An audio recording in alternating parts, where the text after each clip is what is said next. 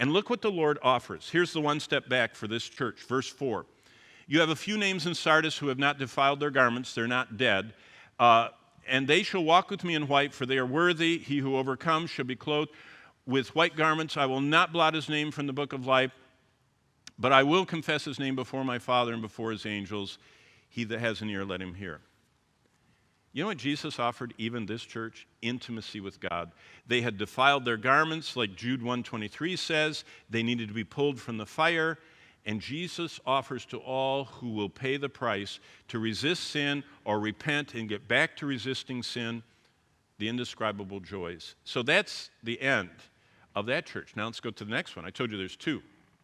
Now I bet in some of your minds, your antennas came up about 30 seconds ago when I read Book of Life and not blot their name out, because that is probably one of the most popular questions people have. What is the Book of Life? What does that verse mean? I'm glad you asked that. And we have a whole session on the Book of Life coming, and we will cover it, and then we'll see if I covered enough. But look at verse 7, because we have to get to the next church, which is the wonderful church, Philadelphia. Jesus reveals himself to this church like no other of the seven. What I wrote is, he gives more and special insights to this church than any other church. What did he tell them? He says this: there are 4 keys to you staying healthy. And here it is. I'll read you the verse. And to the angel, the messenger of the church in Philadelphia, write, these things says, now look at this. The words I have underlined are not like any other church. All the other churches somehow are tied to what he said in chapter 1 about the eyes of fire and the feet of brass and the hair that's white and the face like the sun. Not this church. He goes to the Old Testament and pulls out probably one of the most obscure verses in the Old Testament. This verse is from Isaiah 22:22, the key of David. Unbelievable. And then he says, I am holy, I am true, I have the key of David. The key of David.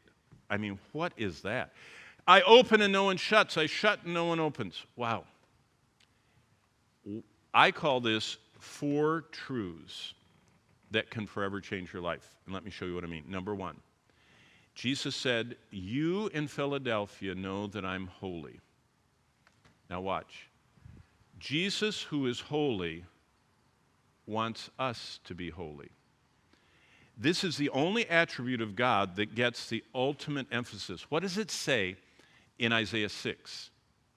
And the seraphim, the burning ones, say before the throne, holy, holy, holy. Now, there are 25 attributes of God. We already covered that earlier.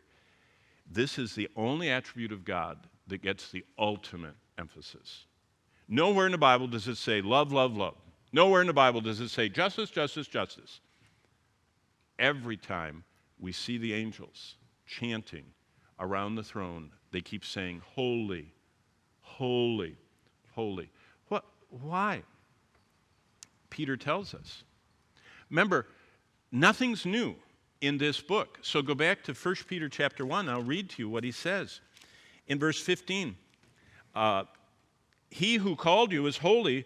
You also be holy in your conduct, because it is written, be holy, for I am holy. And if you call on the Father who without partiality judges, conduct yourselves through the time of your stay here in fear. What he's saying is, and what Jesus was telling this church, this is the only church that gets no negatives. Jesus walked around the entire church in Philadelphia, and he found a group of people that were saved sinners. In other words, they were saved from the power of their sin, and though they still struggled with sin, they would become aware of it, convicted of it, they would forsake it, and they would ask the Lord to help them, and they were not hiding any sin in their life. They were healthy Christians, forsaking all known sin in their life, not hiding anything, not secretly having sins. All the other churches had unforsaken sin, except this one. What does that mean? The first truth that governed their life is God is holy, he wants holiness. I want to be holy. I want to be as holy as it's possible on earth to be. Secondly, he who is true. Jesus wants truthfulness. Jesus speaks truth. He is the last word. In today's world, there's always someone higher on the food chain. And if you don't like what they tell you, on the aisle, you go to the service desk. And if you don't like that, you go to the manager. And if the manager doesn't say it, you tweet, something out and try and get a response. There's always a higher authority. Not with Jesus. He's already at the top.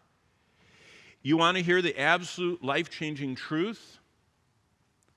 By the way, why Bonnie and I used to go to those medical conferences, we went 4 years in a row, they asked us to be, they called us spiritual mental health care providers because those missionaries were all struggling. They struggled with spiritual warfare. They struggled with, like that doctor that was bitter. They struggled with raising their children. They struggled in their marriages. They struggled in their ministries. And they needed to be encouraged. And so they interviewed me and they said, what do you prescribe for people that are having spiritual mental health needs? I said, I prescribe what Psalm 19 says. The law of the Lord is perfect, transforming the inner person. No outside substance can impact your inner person, your immortal spirit. Only one outside agent can, and that's the Word of God.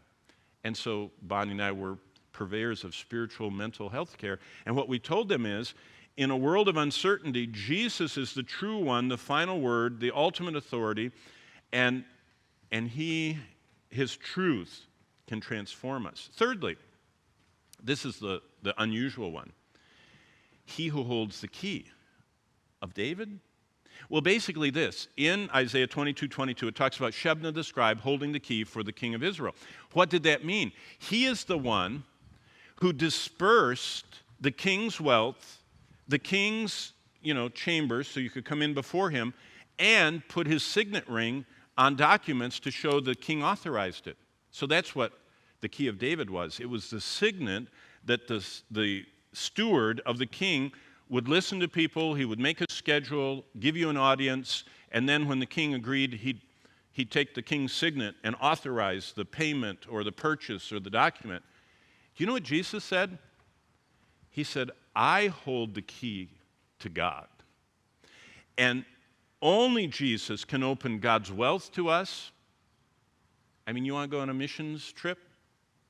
You want to start some ministry, some great thing? God has everything that we need. I could tell you stories all day. Bonnie and I, when we were pastoring in one church, we were living in a 3-bedroom duplex with 8 children. So we had 4 in one bedroom and 4 in the other bedroom, and we were in the 3rd bedroom. Now that's tight. I would help Bonnie sometimes. We were homeschooling, and she'd be homeschooling, and I could sweep the house. I'd stand here and I'd go, with the sweeper. I didn't move. That's how small it was. It was okay. It belonged to someone in the church, and they provided it for us, and they said, hey, you can look at houses and buy it. And I remember one day a person came to me on the front row of the church and sat down during Q&A. And, they're supposed to ask questions about Bible prophecy and stuff. And you know what they asked me in the question? They said, if someone gave you $100,000 today, what would you do with it? And I said, I don't know, because I can't think of anything we need right now. And afterward, I thought, well, it would be nice to have a house or something and build a house, but I didn't think anything about it. The very next Sunday, there was an envelope sitting. I always sat in the same place, and my Bible always sat right there, and I would talk to people. And when I came to sit down after the service started, there was a little white envelope under my Bible. Can you guess what was in it? $100,000. And they said, with strings attached, they said, we're giving this to the church to use as a down payment on your house. And it's not yours, and it has to go through the church. But if you don't want $100,000, then you probably need $100,000, because everybody wants as much money as they can get. And I thought, wow, God can provide anything.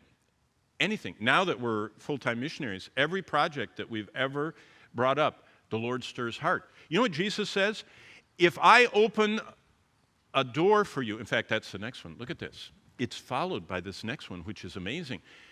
Verse 7, the last part, I am he who opens a door, and when I open it, no one can shut it. God says, I open doors of ministry for you. If you know what God created and designed for you to do and be for him, there's no limit to what you can do for him if you surrender to that. You know what the problem is? Because I've been teaching generations of young people, so many people want to be someone else. I mean, they want to sing like that person can sing. They want to preach like that person can preach. They want to do what that person does. But actually, that's not how God designed them. God designed them to have a certain skill set, a certain way that God has put you together and me together, that there's one thing we can do for him. And you know what's wonderful? To find that one thing and do it with all your heart. Now, there's a way God does that. He puts the gifts in us, and then people that are godly and spiritual affirm those gifts. Then he opens doors of ministry, and we have to go through them. There's a lot of mechanics to it, but you know what the bottom line is? God can open a door of ministry that no one can shut. Bonnie and I have seen that with these. I mean, those people that are in Myanmar, the people that are ministering to the civil war and the drug addicts and the darkest demonic spot on earth, God opened that door, and no one can shut it. So, look at this. Jesus opens doors of ministries. And what he says, look what he says in verse 8 to this church. I know your works, and I have set before you an open door, and no one can shut it. You have a little strength, but you've kept my word and have not denied my name. He said, you know that I'm holy, you know that I'm true, you know that I authorize things from God. I have opened a door for you, and all you need to do is go through it. And this is what I wrote. Jesus opens doors for us to do things he desires. He places those open doors before us and awaits our response. A ministry that can't be stopped is what he offers. I saw that smuggling Bibles. I saw that, discipling groups. It's the thrill of the ministry when you see Jesus open a door.